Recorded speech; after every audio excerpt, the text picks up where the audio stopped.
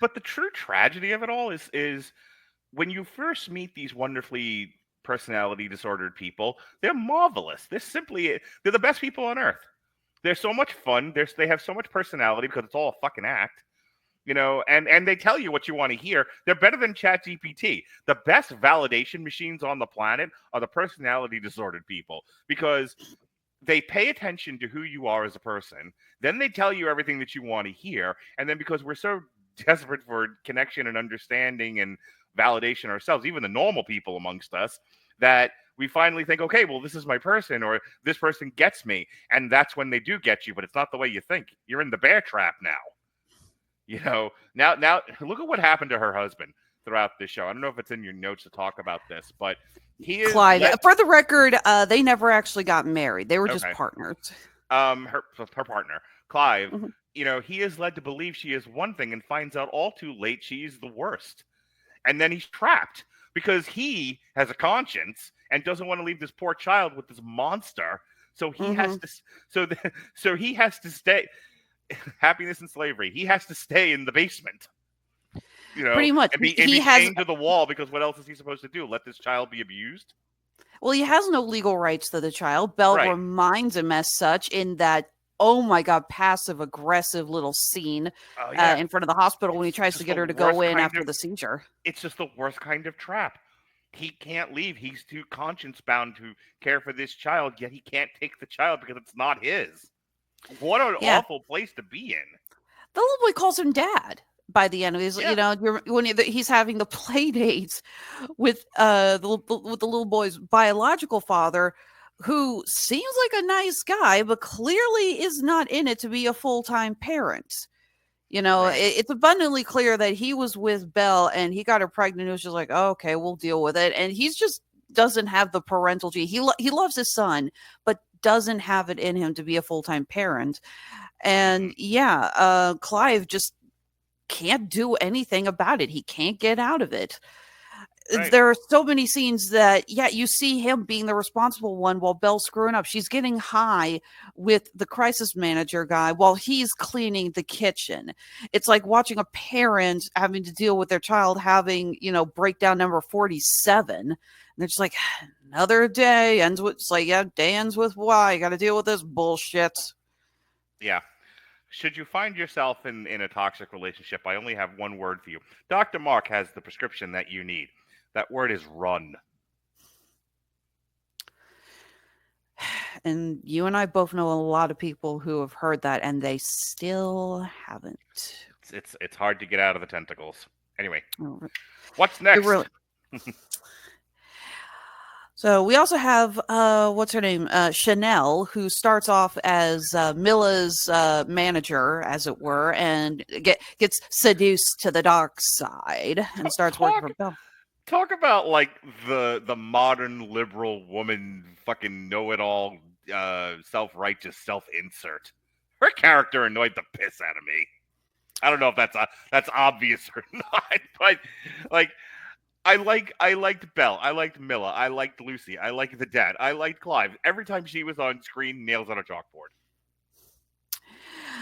Fair enough. I didn't think she was that bad. I like that she was able to cut through the bullshit a little bit more. I love that she was the one who sat down to have the intervention, as it were. And it's like, and how'd she respond? A river of white girl tears. I love that line. I love that. You and I are different people. Yes, we are. I wanted to punch the screen. Fair enough.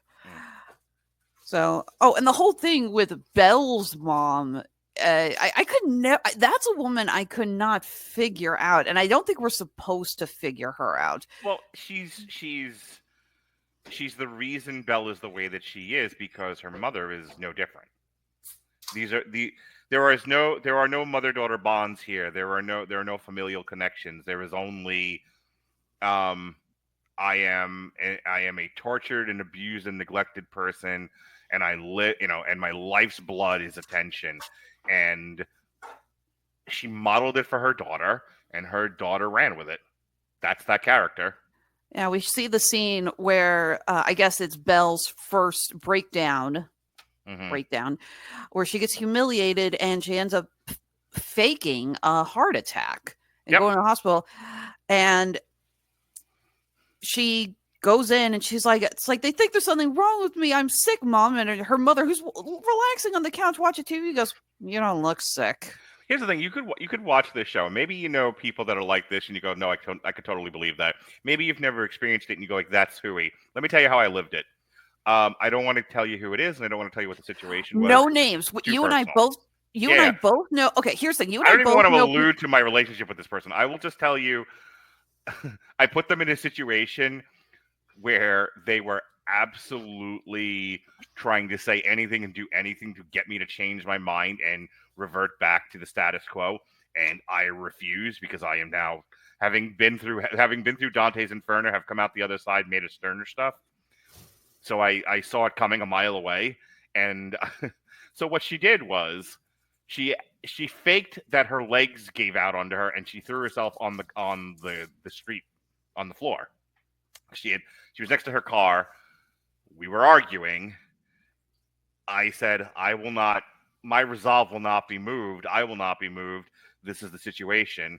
And she went, and she threw herself on the ground. And she was like, will you help me up? And I'm like, why? So that I can come over there, put my hands on you to help you up, and you can say I battered you when the cops get here? No, thanks. Not this little black duck. And having failed to manipulate me, she got up on her own 2 feet. I have seen the flop. I have watched enough soccer games. I have watched enough basketball games. If you need to know a recent example of the flop, check out Caitlin. Gosh, now I'm gonna fuck up her name. Oh my gosh, Caitlin something or other, and Angel Reese for in their basketball game recently, where Caitlin pushed Angel Reese, and Angel Reese flopped like a pro soccer player. Okay, this is a thing people do when words are failing them, when they can't control the narrative, when they can't promote the image that they want. They just will literally flop on the floor. I have seen people do that. I've seen, again, no names, especially since I think a handful of people you and I are we probably know some of the same people that we're going to discuss here. I remember one person who said that they had a million food allergies to like everything. Caitlin Clark. Caitlin Clark. It would have bothered me if I didn't get that. If I didn't finally get her name out there. Keep going. You would have been like lying in bed later tonight and just suddenly shot out going, Caitlin Clark! Yeah, screaming Caitlin Clark for no good reason. No, I knew this person through someone, and they had a million food allergies. They were allergic to like everything, wheat, gluten, dairy, and I was just like, and I remember the first time they told me this, I'm like, well, what the hell do they eat? Water and rocks? Yeah. And after a while, I saw they were very manipulative about it, and it's like, I'm not feeling well. I think there was some gluten in that, and I was just like, yeah, it never got proven. I never got validation, but I just looked. I'm like, you are full of shit. The thing about the personality disordered person is they will always move the chains. They will always raise the bar. Nothing is ever enough. No answer is the right answer. If the personality disordered person comes to you and says, I wish for the sky to be blue, and you point up and you say, but the sky is blue. It's blue right now. They would say, it's not the kind of blue I was talking about. That is how they live. And that is, if you seek to please the personality disordered person, it is like pouring water in a bucket with a hole. It doesn't hold water, and it's never full. And you exhaust yourself to the point of seizing and dying trying to do so. And then once your used up husk has been thrown to the side, they move on to the next sucker. This is the Belle character. Every person she came across, she used up and discarded, and those are important words, used up and discarded when they either saw through her and there was no more that she could get out of them, or they had just given all they could and there was nothing left to take from them. Absolutely. Also, she got easily distracted by whatever new thing was entertaining her at the time. So even if she had use for the old people, she was always in search for new jingling keys, a new bright color to obsess over, because the one thing the personality disordered person loves more than anything else besides attention is novelty.